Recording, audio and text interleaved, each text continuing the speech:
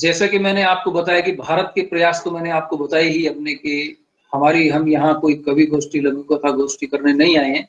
वो ठीक है, ये साथ चलेंगी क्योंकि इससे लोग जुड़ते हैं।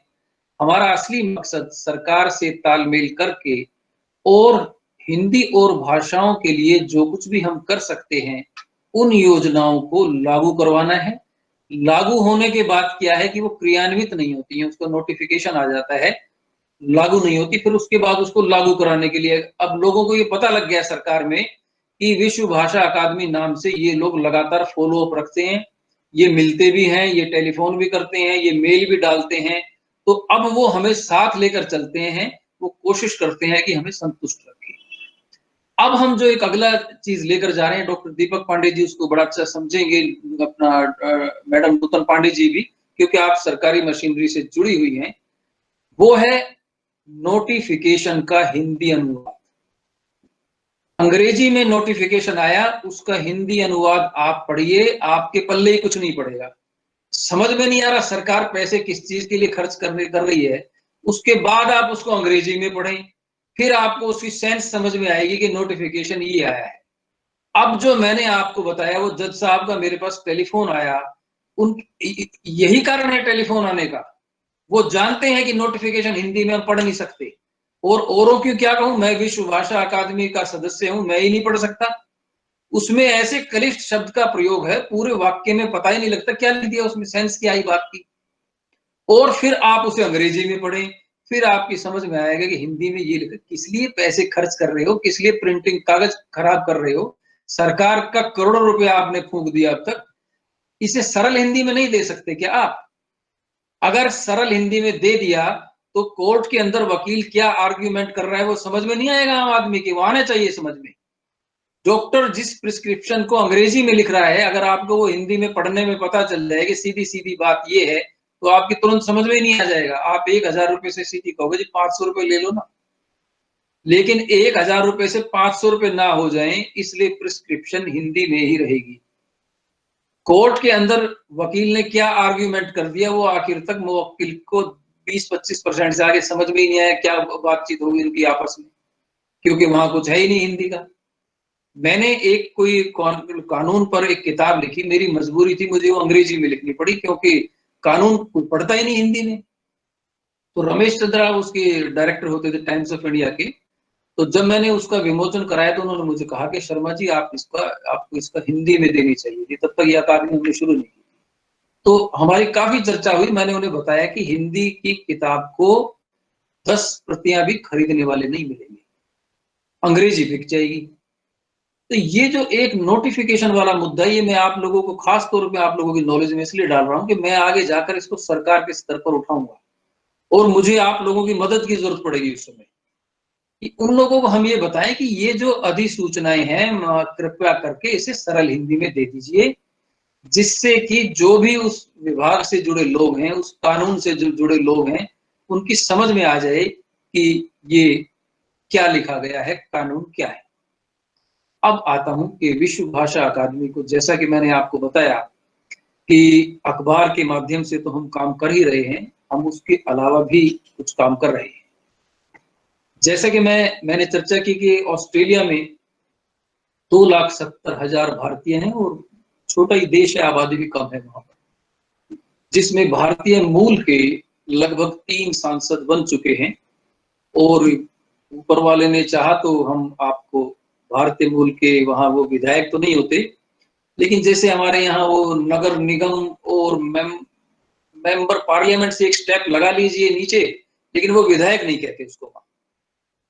तो वहां वो विधायक जैसा जो पोस्ट, जैसे कौंसलर टाइप की हमारे यहाँ समझ लीजिए, तो वो वहां पर भारतीयों की संख्या आपको आने वाले समय में हम बढ़ी हुई दिखाएंगे। अब ये न्यूजीलैंड के अंदर हमने हाल ही में एक अपने सदस्यों से बात की है, वहां पर हम गवर्नमेंट को एक रिप्रेजेंटेशन देने जा रहे हैं कि जो हिंदी का पाठ्यक्रम है, वहां पर उसमें हिंदी को वैकल्पिक विषय बना दिया जाए।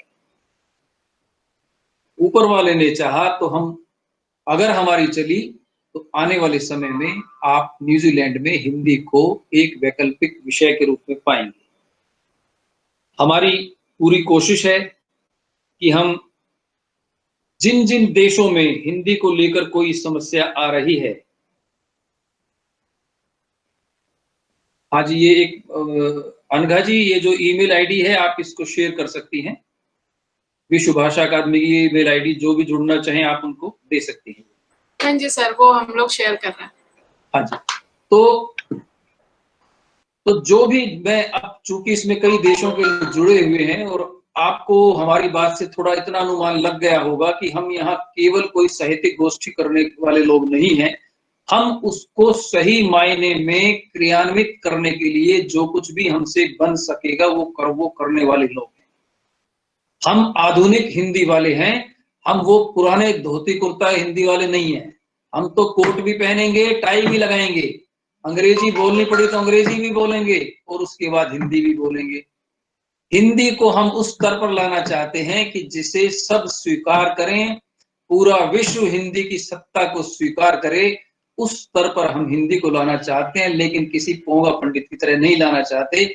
हम उसे बिल्कुल पढ़े लिखे लोगों की तरह लाना चाहते हैं, एक साधारण आदमी से जोड़ना चाहते हैं, एक आम आदमी से जोड़ना चाहते हैं।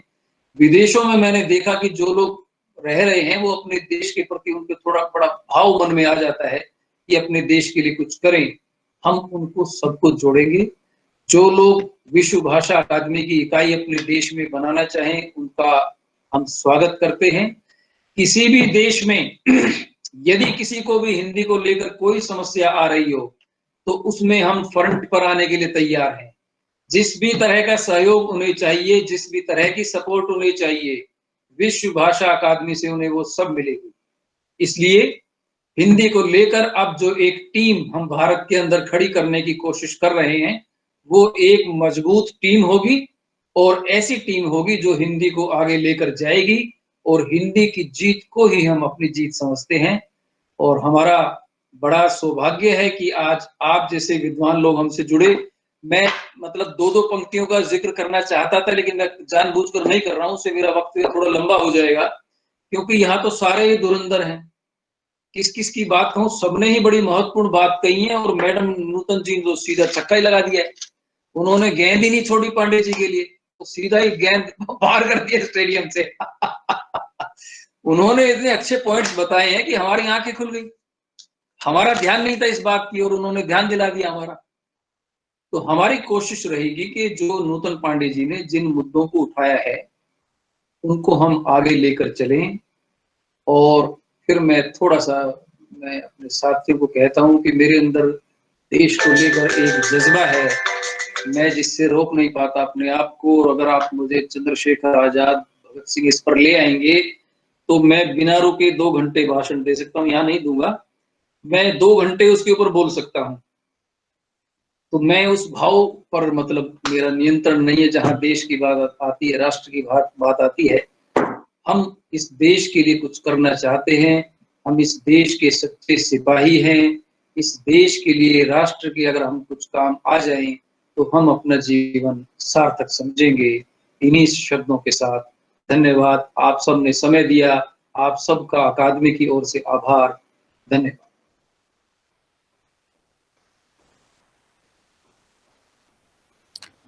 बहुत बहुत धन्यवाद मुकेश जी। और मैं जहाँ तक देख पा रही हूँ, इस सार्थक कार्यक्रम के जरिए हमने एक कदम आगे बढ़ाया है। तकनीक के साथ भी हमने एक कदम आगे बढ़ाया है, भाषा के साथ भी एक कदम आगे बढ़ाया है।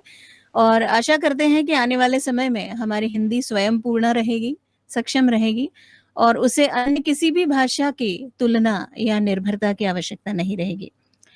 कार्यक्रम की सुमधुर संपन्नता के लिए मैं आमंत्रित करूंगी आदरणीय डॉक्टर वसुधा गाडगिल को कि वे आए और हम सबकी ओर से यहाँ पर आभार प्रदर्शन करें।